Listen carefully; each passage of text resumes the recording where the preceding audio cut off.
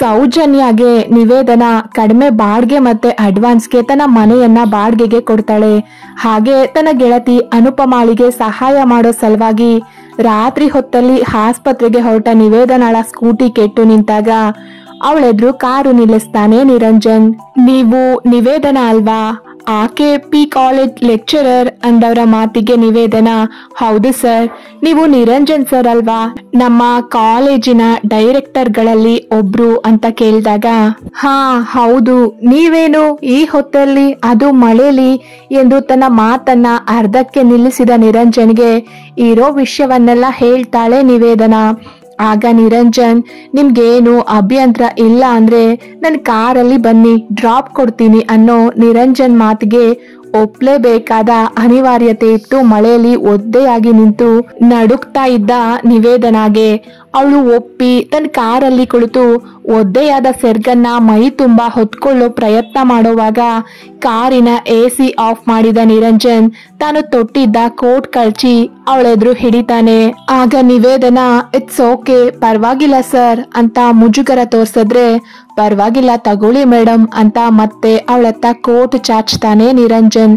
ಕೊನೆಗೂ ಅವನಿಂದ ಕೋಟ್ ಪಡೆದ ನಿವೇದನ ಅದನ್ನ ಧರಿಸಿ ಮುದುರಿ ಕುಳಿತಾಗ ಅವಳು ಹೇಳಿದ ಆಸ್ಪತ್ರೆಯ ಕಡೆಗೆ ಕಾರು ತಿರುಗಿಸ್ತಾನೆ ನಿರಂಜನ್.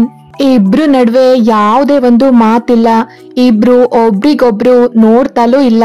15 ನಿಮಿಷಗಳಲ್ಲಿ ಆಸ್ಪತ್ರೆಯ ಆವರಣಕ್ಕೆ ಕಾರು ತಂದು ನಿಲ್ಸಿದ ನಿರಂಜನ್, ಇಲ್ಲಿಂದ ಹೋಗೋವಾಗ ಹೇಗ್ ಹೋಗ್ತೀರಾ? ಮನೆಯವರನ್ನ ಬರೋಕ್ ಹೋಗಿ ಅಂತ ಹೇಳಿದಾಗ, ಫ್ರೆಂಡ್ ಸ್ಕೂಟಿ ಅಥವಾ ಕಾರ್ ಕೇಳ್ಕೊಂಡು ಹೋಗ್ತೀನಿ ಸರ್. ಪರಿಚಯದ ಮೆಕ್ಯಾನಿಕ್ಗೆ ನನ್ನ ಸ್ಕೂಟಿಗೆ ಏನಾಗಿದೆ ನೋಡೋಕೆ ಹೇಳ್ತೀನಿ. ಡ್ರಾಪ್ ಕೊಟ್ಟಿದ್ದಕ್ಕೆ ತುಂಬಾ ಥ್ಯಾಂಕ್ಸ್ ಸರ್ ಎಂದು ಕೈ ಮುಗ್ದು ಇಳಿಯೋಕೆ ಹೋದ ನಿವೇದನಾಳನ್ನ ತಡೆಯೋ ನಿರಂಜನ್, ನಿಮ್ ಹತ್ರ ಒಂದು ವಿಷಯ ಕೇಳ್ಬೇಕಿತ್ತು ಅಂತ ಕೇಳ್ತಾನೆ. ನಿರಂಜನ್ ಮಾತನ್ನ ಕೇಳಿದ ನಿವೇದನ, ಹೇಳಿ ಸರ್ ಅಂತ ಕೇಳಿದ್ರೆ, ಆ ಗಿರಿಧರ್ ಹೇಗೆ ಅಂತ ಕೇಳ್ತಾನೆ ನಿರಂಜನ್. ಅವನ ಪ್ರಶ್ನೆ ಸರಿಯಾಗಿ ಅರ್ಥೈಸ್ಕೊಳ್ಳದ ನಿವೇದನ, ನಿಮ್ ಮಾತು ಅರ್ಥ ಆಗ್ಲಿಲ್ಲ ಸರ್ ಅಂತ ಹೇಳಿದ್ರೆ, ಅಂದ್ರೆ ನಿಮ್ಮ PUC ವಿಭಾಗಕ್ಕೆ ವರ್ಷದ ಹಿಂದೆ ಪ್ರಿನ್ಸಿಪಲ್ ಆಗಿ ಬಂದಿರೋ ಗಿರಿಧರ್ನ ಕ್ಯಾರೆಕ್ಟರ್, ಅವನ ನಡವಳಿಕೆ ಹೇಗೆ ಅಂತ ಕೇಳಿದ್ದು.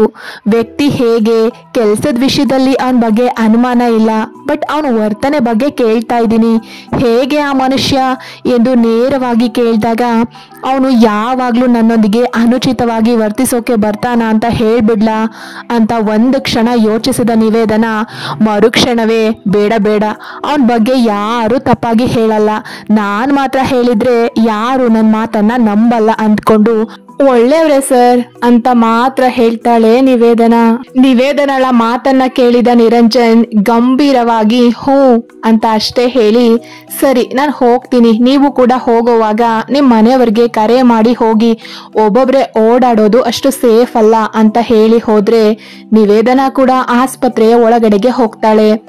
ಮನೆ ಕಡೆ ಕಾರು ಚಲಾಯಿಸ್ತಾ ಇದ್ದ ನಿರಂಜನ್, ನನ್ಗೇನೋ ಆ ಗಿರಿಧರ್ ಒಳ್ಳೆಯ ಮನುಷ್ಯ ಅನಿಸ್ಲಿಲ್ಲ. ಲಾಸ್ಟ್ ಮಂತ್ ಮೀಟಿಂಗ್ ನಲ್ಲಿ ಅವನು ಮಹಿಳಾ ಸಿಬ್ಬಂದಿಗಳನ್ನ ನೋಡ್ತಾ ಇದ್ದ ರೀತಿ ನನ್ಗೇನೋ ಸರಿ ಅನ್ನಿಸ್ಲಿಲ್ಲ.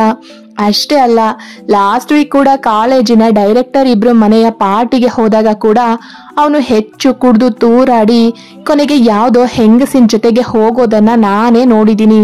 ಬಟ್ ಈ ಹೆಣ್ಣು ಅವನು ಒಳ್ಳೆಯವನು ಅಂದ್ರಲ್ಲ. ನಾನು ಪದವಿ ಮಂಡಳಿಯ ಆಡಳಿತ ವಿಭಾಗಕ್ಕೆ ಸೇರಿರೋದ್ರಿಂದ ಪದವಿ ಪೂರ್ವ ಮಂಡಳಿಯ ವಿಚಾರದಲ್ಲಿ ಹಸ್ತಕ್ಷೇಪ ಮಾಡೋಕೆ ಸಾಧ್ಯ ಇಲ್ಲ. ಒಂದ್ ವೇಳೆ ಅವನು ವಿದ್ಯಾರ್ಥಿನಿಯರ ಜೊತೆಗೆ ಅನುಚಿತವಾಗಿ ವರ್ತಿಸಿದ್ರೆ ನೋಡೋಣ. ಮುಂದೆ ಅವನ ಬಗ್ಗೆ ಒಂದು ಸಣ್ಣ ಆರೋಪ ಬಂದ್ರೂ ಸರಿಯಾಗಿ ವಿಚಾರಿಸ್ಕೊಳ್ಬೇಕು ಅಂದ್ಕೊಳ್ತಾನೆ ನಿರಂಜನ್. ಇತ್ತ ತನ್ನ ಗೆಳತಿ ಅನುವಿನ ಜೊತೆಗಿದ್ರು ಆ ಸರ್ ಕೇಳಿದಾಗ ನಾನು ಸತ್ಯ ಹೇಳ್ಬೇಕು ಅನ್ಸತ್ತೆ. ನಾನೇನೋ ಪ್ರಮೋದ್ ಹೋದ್ಮೇಲೆ ಈ ರೀತಿಯ ಎಷ್ಟೋ ಘಟನೆಗಳನ್ನ ಎದುರಿಸಿ ಬಂದಿದ್ದೀನಿ. ಈಗ್ಲೂ ಆ ಗಿರಿಧರ್ನ ಎದುರಿಸ್ಬಲ್ಲೆ. ಆದ್ರೆ ಅವನು ಯಾರಾದ್ರೂ ವಿದ್ಯಾರ್ಥಿನಿಯರ ಜೊತೆಗೆ ಹಾಗೆಲ್ಲ ನಡ್ಕೊಂಡ್ರೆ ಅವನ ಬಗ್ಗೆ ಗೊತ್ತಿದ್ದು ಸುಮ್ನಾದ ಪಾಪ ಪ್ರಜ್ಞೆ ನನ್ನನ್ನ ಬ್ಯಾಡಲ್ವಾ ಅನ್ನೋ ಆಲೋಚನೆಯೊಳಗಡೆಗೆ ಮುಳುಗಿ ಹೋಗ್ತಾಳೆ ನಿವೇದನಾ. ಹಾಗೆ ಇಡೀ ರಾತ್ರಿ ಗೆಳತಿಯ ಜೊತೆ ಆಸ್ಪತ್ರೆಯಲ್ಲಿ ಕಳೆದು ಅವಳ ಮನೆಯವರು ಬಂದ ನಂತರ ಹೊರಡೋ ನಿವೇದನಾ, ಅನು ನೀನೊಂದು ಲೀವ್ ಲೆಟರ್ ಕೊಡು, ನಾನು ಪ್ರಿನ್ಸಿಪಲ್ಗೆ ಕೊಡ್ತೀನಿ. ಹಾಗೆ ಏನಾದ್ರೂ ಸಹಾಯ ಬೇಕಾದ್ರೆ ಕೇಳು. ನಾಳೆ ನಾನು ಕೂಡ ಲೀವ್ ಹಾಕಿ ಮಕ್ಕಳ ಮನೆಗೆ ಹೋಗ್ಬೇಕು. ನಾಳೆ ಅವರೆಲ್ಲ ಬೇರೆ ರಾಜ್ಯಕ್ಕೆ ಹೋಗ್ತಾರೆ, ಅವರನ್ನ ಕಳಿಸಿ ಬರ್ತೀನಿ ಎಂದು ಅನುಪಮಾಳಿಂದ ಲೀವ್ ಲೆಟರ್ ಪಡೆದು ಹೋಗ್ತಾಳೆ ನಿವೇದನಾ. ನಿವೇದನಾ ಮನೆಗೆ ಬರೋ ಹೊತ್ತಿಗೆ ಸೌಜನ್ಯ ತನ್ನ ಗೆಳತಿಯ ಜೊತೆಗೆ ಹಾಜರಾಗಿದ್ಲು. ಅವರನ್ನ ಕಂಡೊಡನೆ, ಓ ಕ್ಷಮಿಸಿ, ನಾನು ಮನೆ ಕೀ ಕೊಡ್ಬೇಕಿತ್ತು ಎಂದ ನಿವೇದನಾಗೆ, ಪರವಾಗಿಲ್ಲ ಅಕ್ಕ, ನಾವು ಈಗಷ್ಟೇ ಬಂದಿದ್ದು ಅಂತ ಹೇಳ್ತಾಳೆ ಸೌಜನ್ಯ. ಮೊದಲ ಭೇಟಿಲೇ ಸೌಜನ್ಯ ಮೇಲೆ ಒಂದು ಒಳ್ಳೆಯ ಭಾವನೆ ಮೂಡಿತ್ತು ನಿವೇದನಾಗೆ. ಹಾಗೆ ಅವರಿಗೆ ಕೀ ಕೊಟ್ಟು ನಿರಂಜನ್ನ ಕೋಟ್ನ ಒಗೆಯೋಕೆ ಹಾಕಿ ತಾನು ಬೇಗ ಬೇಗ ರೆಡಿಯಾಗಿ ಕಾಲೇಜ್ಗೆ ಹೊರಡ್ತಾಳೆ.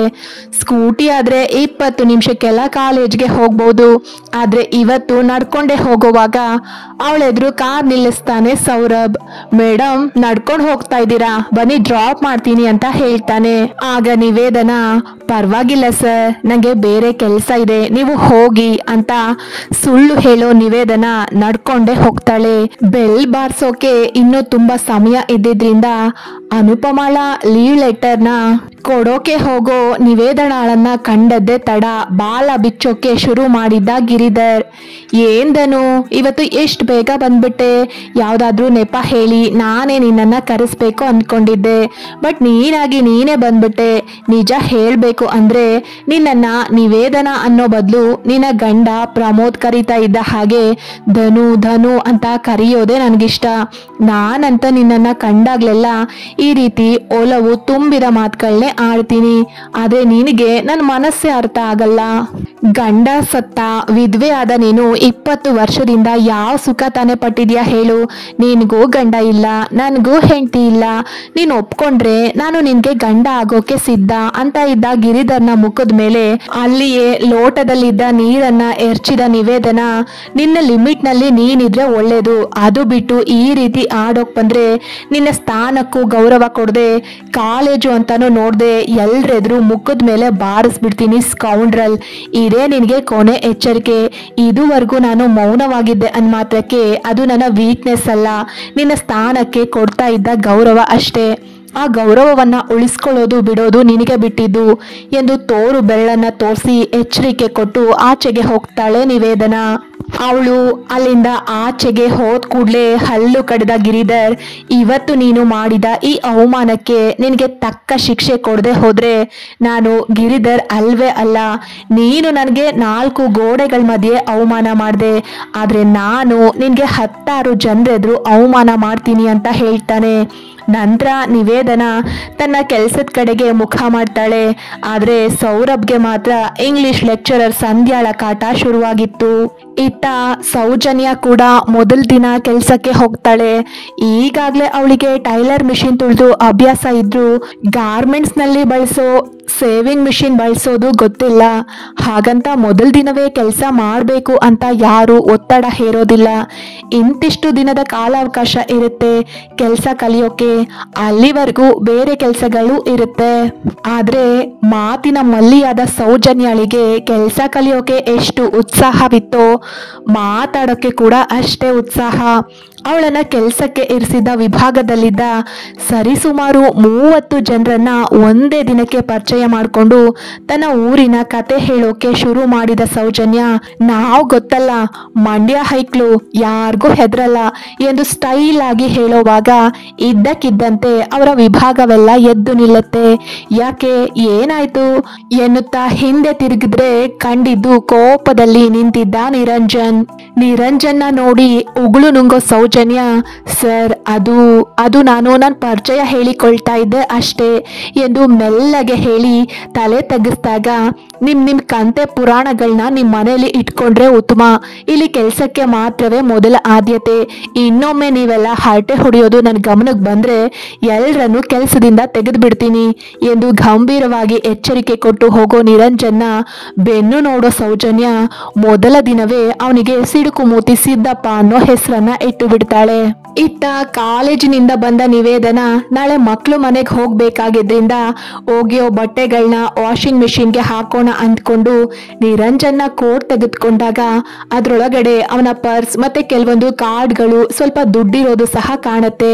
ಸಾಧ್ಯ ಆದ್ರೆ ನಾಳೆ ಸಂಜೆ ಹೊತ್ತಿಗೆ ನಿರಂಜನ್ ಸರ್ ಗಾರ್ಮೆಂಟ್ಸ್ ಹತ್ರ ಹೋಗಿ ಅವರಿಗೆ ಕೋಟ್ ಕೊಡ್ಬೇಕು ಅಂದ್ಕೊಂಡು ಬಟ್ಟೆಗಳನ್ನ ಮಿಷಿನ್ಗೆ ಹಾಕೋ ಹೊತ್ತಿಗೆ ಮನೆಯ ಕಾಲಿಂಗ್ ಬೆಲ್ ಬಾರಿಸುತ್ತೆ. ಕಾಲಿಂಗ್ ಬೆಲ್ ಸೌಂಡ್ ಕೇಳಿ ಯಾರು ಅಂತ ನೋಡೋಕೆ ಹೋದ ನಿವೇದನಾಗೆ ಕಂಡಿದ್ದು ಸೌರಭ್. ಅವಳು ಆಶ್ಚರ್ಯದಿಂದ ನೋಡಿದ್ರೆ ಅವನಿಗೂ ಇವಳನ್ನ ಕಂಡು ಆಶ್ಚರ್ಯವೇ ಆಗಿತ್ತು. ಆಗ ಸೌರಭ್, ಮೇಡಮ್ ನೀವೇನು ಇಲ್ಲಿ ಅಂತ ಕೇಳಿದ್ರೆ ನಿವೇದನ, ಇದು ನನ್ನ ಮನೆ, ಅದ್ ಸರಿ ನೀವೇನಿಲ್ಲಿ ಸರ್ ಅಂತ ಕೇಳ್ತಾಳೆ. ಆಗ ಸೌರಭ್, ಅದು ಮೇಡಮ್ ಇಲ್ಲಿ ಮನೆ ಖಾಲಿ ಇದೆ ಅಂತ ಗೊತ್ತಾಯ್ತು, ಅದಕ್ಕೆ ಬಂದೆ ಅಂತ ಹೇಳ್ತಾನೆ. ಆಗ ಹಾಯ್ ಅಕ್ಕ, ಗುಡ್ ಈವ್ನಿಂಗ್, ಅದು ನಮ್ಮ ಮನೇಲಿ ಹಾಲು ಒಡೆದೋಗಿದೆ, ಅದಕ್ಕೆ ಒಂದ್ ಲೋಟ ಹಾಲು ಕೊಡ್ತೀರಾ ಅನ್ನೋ ಧ್ವನಿ ಕೇಳಿ ಪಕ್ಕದಲ್ಲಿ ನೋಡಿದ್ರೆ ಸಣ್ಣದಾಗಿ ತುಟಿ ಬಿರ್ದು ನಿಂತಿದ್ದಾಳೆ ಸೌಜನ್ಯ. ಅವಳನ್ನ ಕಂಡ ಸೌರಭ್ನ ಕಣ್ಣುಗಳು ಅರಳಿತ್ತು.